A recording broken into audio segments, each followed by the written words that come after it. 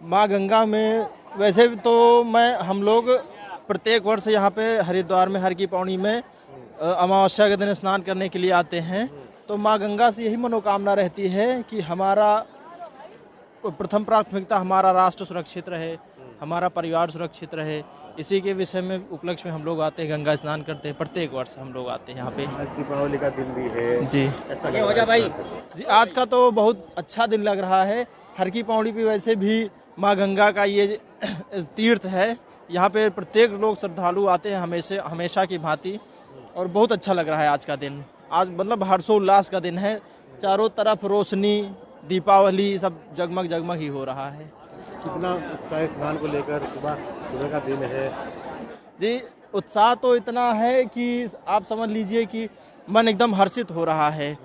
रात में फुलझड़ियों की मतलब पटाखों की आवाज़, फुलझड़ियों की गूंज, ये सब सुन करके मन बहुत गदगद हो जाता है।